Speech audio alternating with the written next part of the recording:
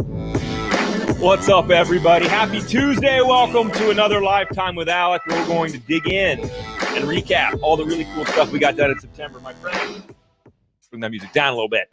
Man, the month's over. The year's over. Like, what's happening? What is happening with our lives right now? Like, I cannot believe that the world is spinning this fast. My kids go back to school today. At least my daughter does. Her brother goes back at the end of the week. Anyway, we spent all September on a concept of digital influence, and I made a stupid, terrible pun called Dig In, and a lot of you hung out with me, and man, it was a life-changing journey for a lot of people. That's my hope. Because, you see, the things you used to do to be successful are not going to help you be successful in the future, and it's super evident, but let's just kind of go through the recap. Let's talk about what we did. Let's talk about what the challenges were. Let's talk about what the opportunity was. Let's talk about what I called you all to do, and let's just kind of break down the entire campaign for the month of September. First, let's talk about why. Now, we ended on why last week. What's up, guys? If you're watching right now, love it. And if you're watching in the future, hit me up with a hashtag bypassed or a hashtag dig in. It makes me happy to know that you've carved a little bit out of your day to hang out and listen to my crazy antics. But let's talk about it. Let's talk about why. Why did we do this series? Number one, I'm a big fan of not just being like motivational, like, I'll get excited, like make videos, but also being like, well, let me tell you how, or let me give you like the tactics so you can go execute on this if you think it's a good idea. And so we ended with the why, but I'm going to start with it now. And this is my favorite example of this. How many of you guys have seen this before? This Netflix versus Blockbuster. I mean, it's like, I feel like it's an iconic moment in like our history. Our evolution as consumers is like this moment. It's so defining to me. And by the way, a lot of people right now are like feeling nostalgic when I put the Blockbuster logo up, like for sure. And if that's you, give me a comment. Let me know that you like, oh, like, right? Like this was kind of a thing. And like you go up Friday nights and you take the family and you get the new movie and you get Total Recall or Armageddon and you get the popcorn and the kids get a video game or whatever it was. Like this was a thing. It was a thing to do. It was a cultural, like iconic place in our memories. And if you're a millennial, you're like, I don't know what that is. But then like, what happened? What happened to it? There's a great book called This Will Never Work. Mark Randolph wrote it, who was actually the first CEO of Netflix. And you can hear their story in his own words. If you're an audiobook guy, download it because then you can listen to him tell his own story. I think it's always fascinating. What happened? You see, here's what happened, in my opinion. Now, there's lots of other viewpoints on this, but I think this is indicative of the experience we're facing today as local mortgage professionals. I think we can learn a lot from this situation right here. So what happened? Well, Netflix in the 90s got you to put your credit card into the internet. Oh, that was like a big deal, right? Like now your credit card's everywhere. So maybe you're like, I don't get what you're saying, Alec. I don't understand. In the 90s, that was like AOL. Like you didn't put your credit card into the internet. It was not safe. It was no good. Don't do that. Now, by the way, your credit card's everywhere. You don't even care. You just fling out your credit card every which direction. So, okay, they got that. And what else did they get? What else did Netflix get from you? They got your data, meaning you gave them a queue of movies you wanted to see. So when you gave them that, they now had information on you, right? And then they would mail you DVDs and they'd be scratched and it's fine. But you know, the whole thing was the thing and you'd return them, but then you got to keep them forever, right? But in the beginning, what you forget, because we all forget, our memories were so short, there was late fees in Netflix in the beginning. They basically copied Blockbuster's model, except they just kind of shipped you the DVD. So instead of having the instant gratification of walking in the store and getting it, they shipped it to you. But even then people signed up. And then they had this aha moment where they basically hit on all cylinders. They took away late fees. They said you can keep the DVD as long as you want. And they made shipping free or something like that. I can't remember all the things, but they pushed out all this stuff. But what happened? Like, okay, got it. What happened? How did Blockbuster get so destroyed? Blockbuster had tons of money. Blockbuster had tons of brand recognition. They had stores in local markets, kind of like you, the local mortgage pro in your office that you used to have pre-COVID. You still have it. You just can't go to it or whatever, right? COVID, whatever. Blockbuster looks a lot like local retail mortgage companies, doesn't it? Then what happened to Netflix? How did they win? And people don't get this, but it's important that you understand it because it's going to frame the entire conversation of digital influence and why it matters. Streaming technology arrived. And not just the technology to stream, but the infrastructure that could allow bandwidth pushes to houses arrived. What's up, everybody? A bunch of people just joined in. Good to see you guys. By the way, let me know where you're watching from. I never, if you don't comment, I can't hang out with you, but I like to see it. So streaming technology arrived, but so did the technology to push the bandwidth down to local houses so you could actually stream at your house.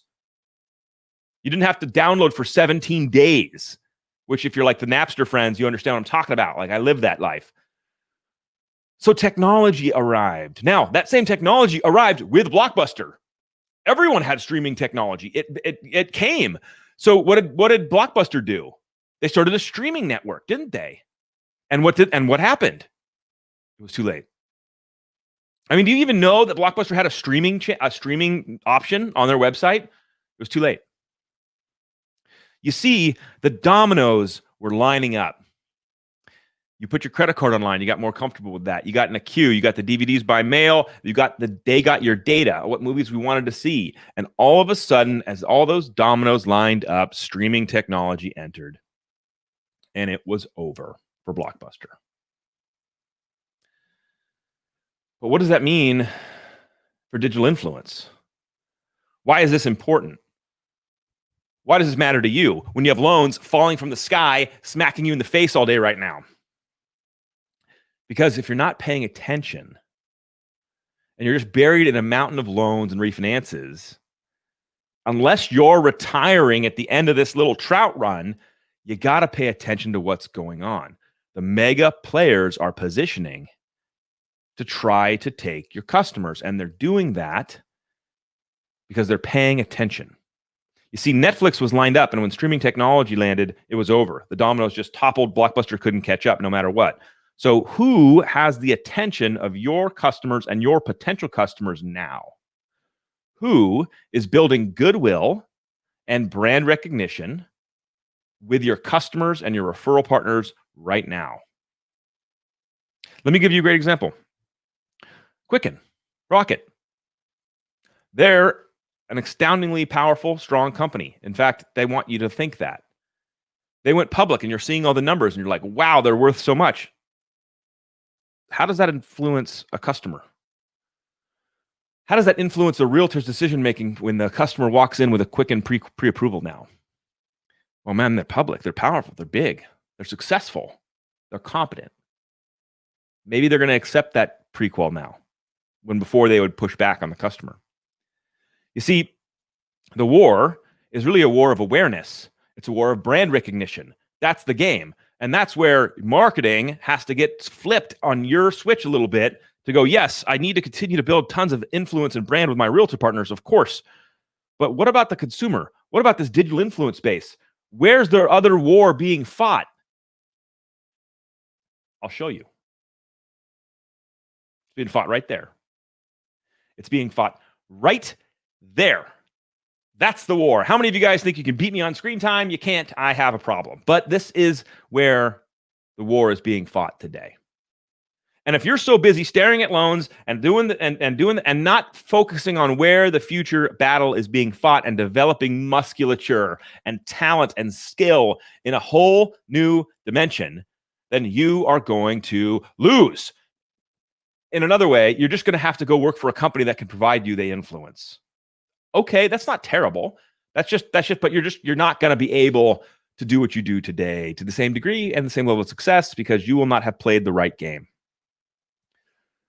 Look at this. Another great chart you're going to love. Where's everyone spending their time? Facebook. Weird. And so in chapter 1, when we talked about dig in where do I start, flipping back here a couple things. Where do you start? You start where the people are, my friends. And where are they? Online. On the phones, online, right here. So, where do you need to start? 14-year-old like to challenge your screen time anytime. I'll pull it up right now. We can go. We can have a battle. I'm fine with that. I have no shame. Daily average 8 hours, 57 minutes. Whoa, 9 hours, 6 minutes. It's inverted. You're fine. You can do the math. You can see it. 9 hours, 6 minutes. You're welcome. It's a problem. Okay, so this is where the humans are. Now, the LinkedIn isn't on here because this was probably done by millennials who don't understand what LinkedIn is, but this is where it goes. So when I started of where do I start, you start where the people are, and you start on Facebook and LinkedIn, period. Start there. That's again one. But what about Instagram? I'll explain why you don't want to start on Instagram yet. If you're brand new to this place, or if you're not getting consistent leads and influence out of these platforms, go there right now and start. And here is literally how you start. Ice all day. My whole point in the dig in where do I start was this. This was like the whole landing platform. This is what you have to do to start.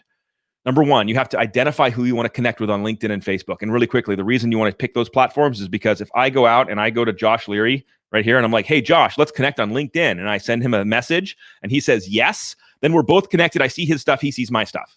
Same with Facebook. If I have a personal profile, I go to Josh. I'm like, what's up, Josh? And he's like, what's up, weirdo? And I'm like, you want to hang out on Facebook? And he's like, yeah. And we become friends. Then he sees my stuff. I see his stuff. I'm not even getting into business, Facebook business pages and ads or any of that stuff. Just connect to human beings. So identify, who do you want to be connected to? I'll tell you right now, it's all your past customers, all your community relationships that you physically have in reality, and all the real estate professionals in your market. You know, the average retail mortgage professional has 1,000 to 2,000 past customers in their database. And I look at their Facebook and they have 100 friends. I go, go to 2,000. So here's the best practice. Here's the habit.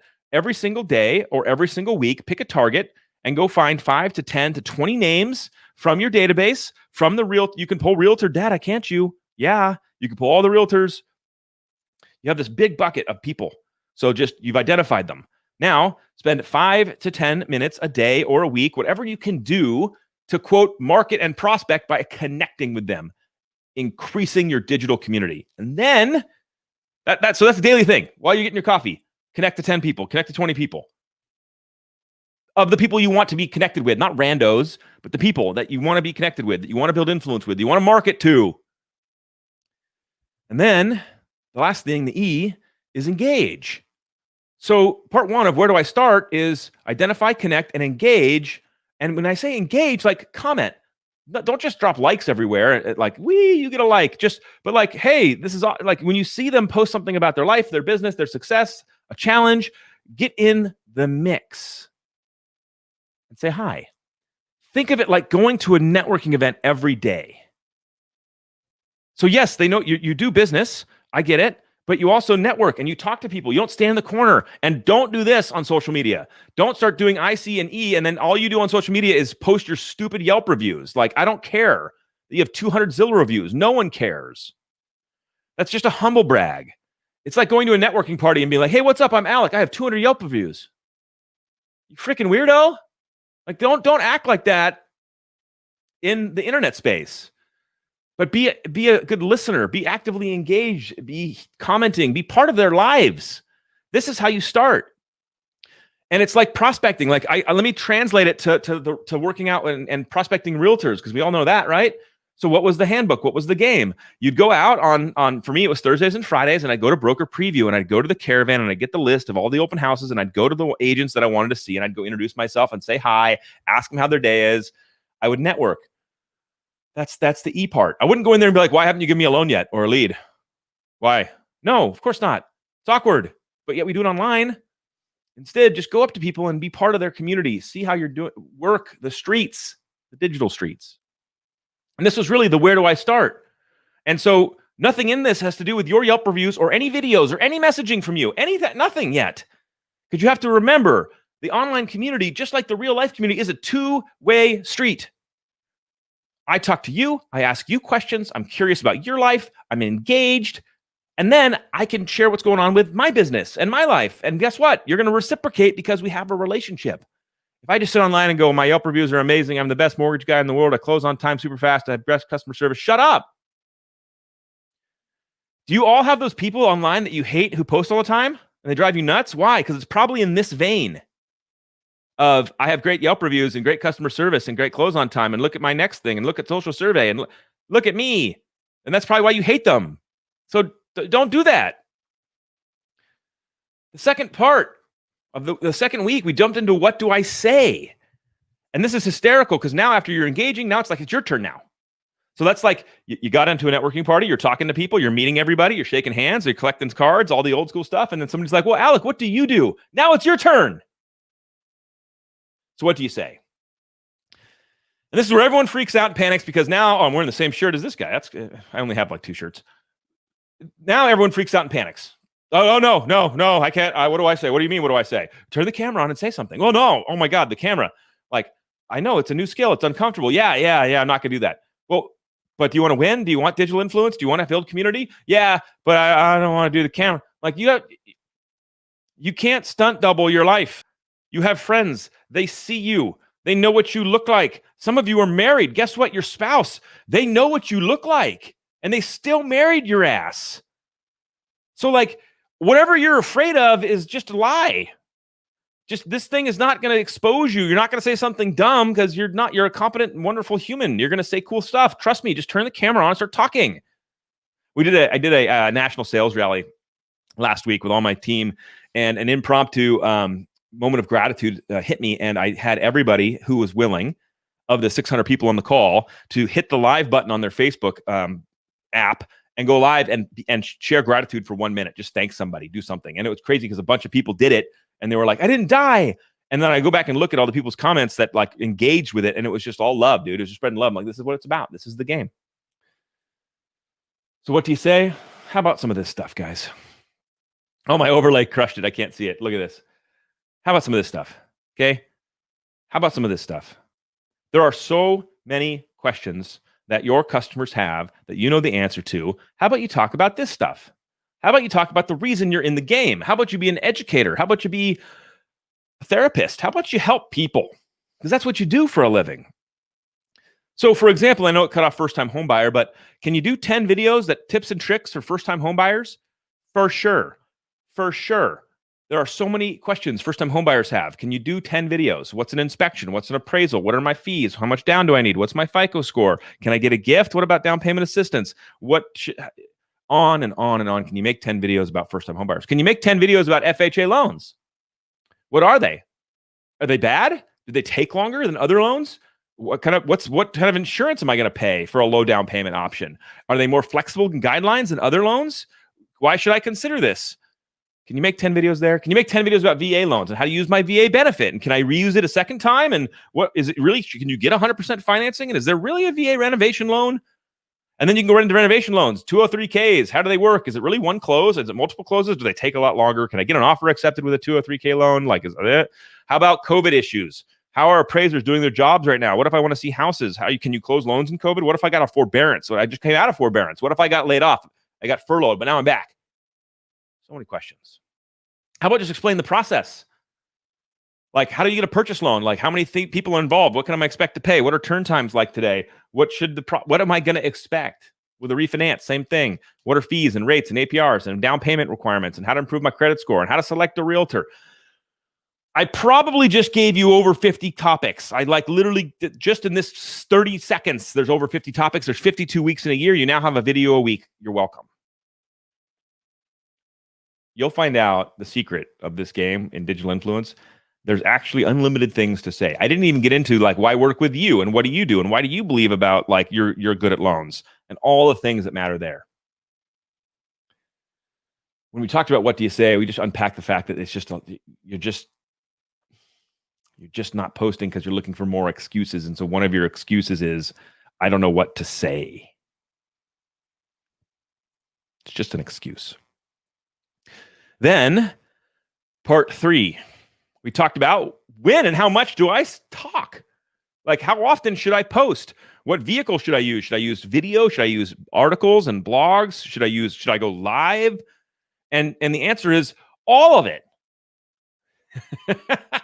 all the things.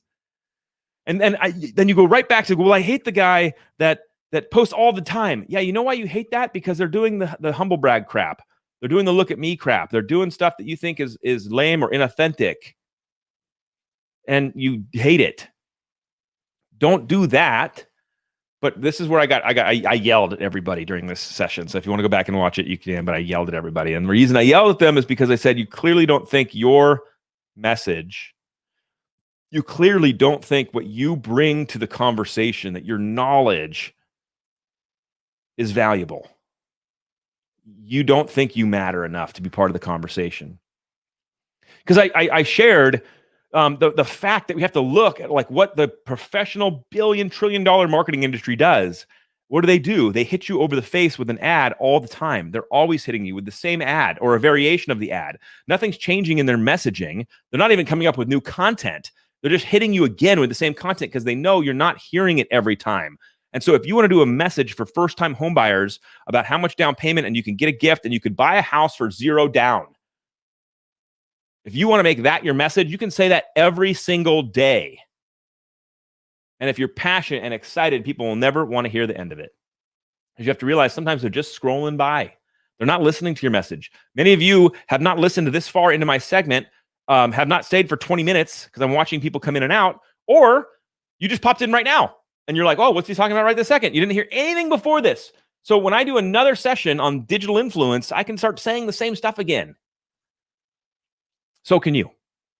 So can you with your topics. So talk all the time. Get in the camera, get the light in the face, and start talking because your message matters. And if you don't think it matters, you got to go reconnect to the why you're in this game. You got to reconnect to why you're in this game. That was my message about how much should I talk often, every day, every single day. Put your message in the world every single day. It's called marketing. It's called prospecting. It's called building relationships.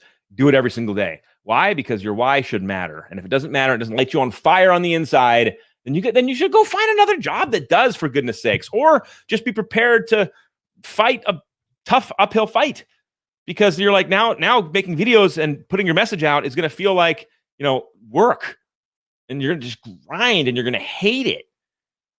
But if you're on fire because you want to help that first-time home buyer, you want to help that single mother buy her first home, whatever it is, you'll be on fire every single day, and it'll come through in your core messaging. It'll come through in your voice. It'll come through in your passion. I want to mention passion triggered me on something. No, I got to do this. I got to talk about this real quick. What do I say? I got to talk about this. A lot of times I hear people say, like, I have a face for radio, which is a nice excuse to say I'm insecure. It's fine. Or they say, I'm just not a good public speaker. I don't have the gift of public speaking. And so the video thing, I'm just not good at it. Okay. Gotcha. And so I think I'm not attractive. I don't like how I sound, and I'm not good at it. So I shouldn't do it. I mean, friends, it's all learned. It's all learned. First of all, you get better. Second of all, have you ever taken a personality profile test in your life? Have you ever taken a personality profile test in your life? What did it tell you? It told you got cool stuff going on. It told you you're interesting. It told you got layers to you.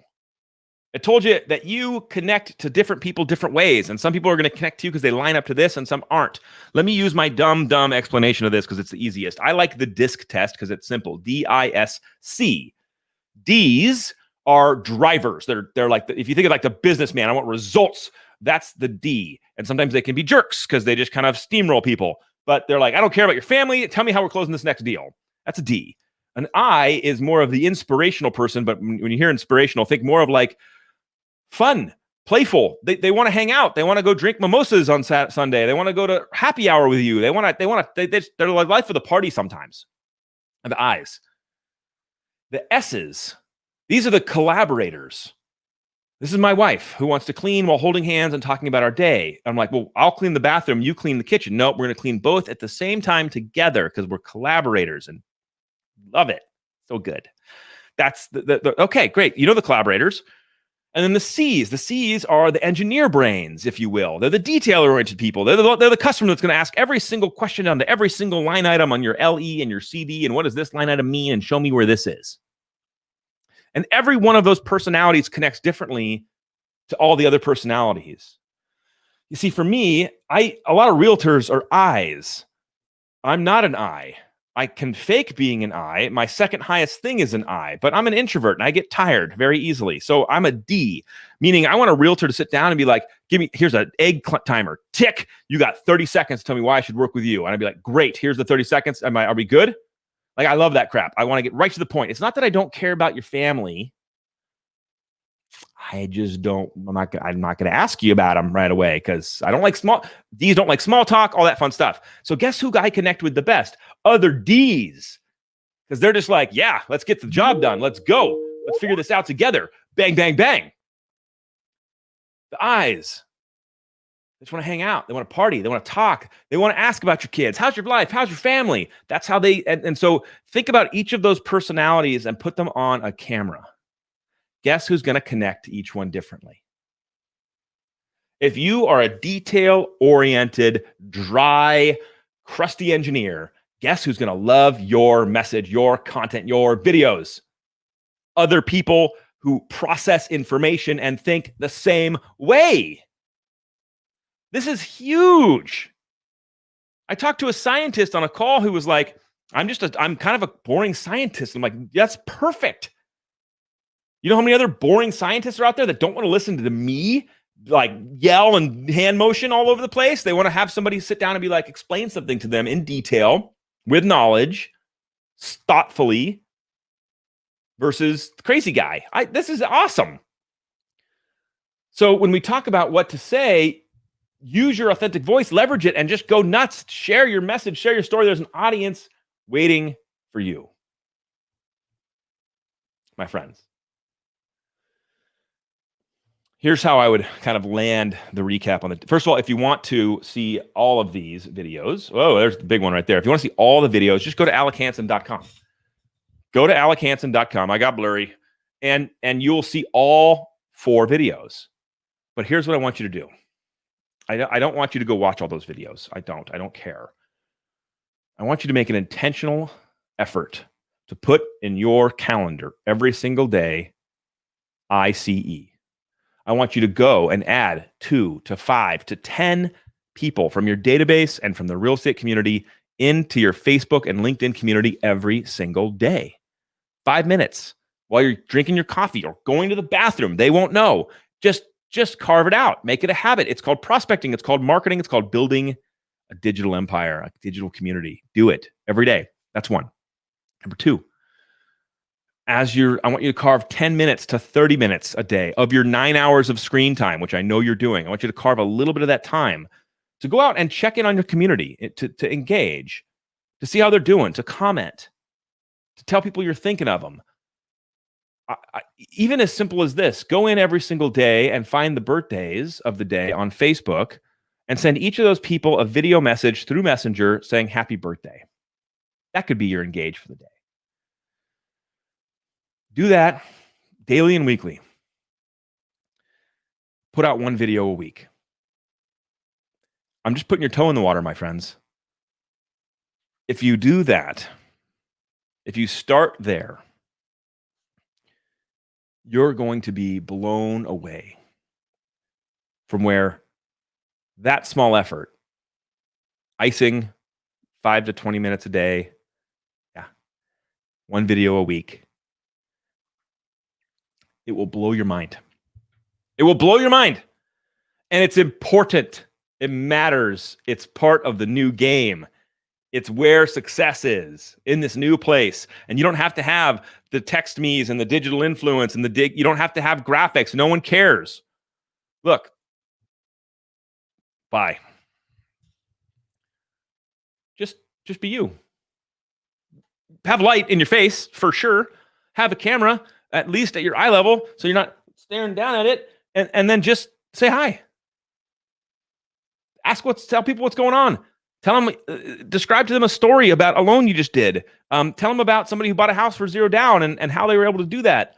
Tell about how somebody who got furloughed and then came back and you helped them they got their job back and you helped them get a loan.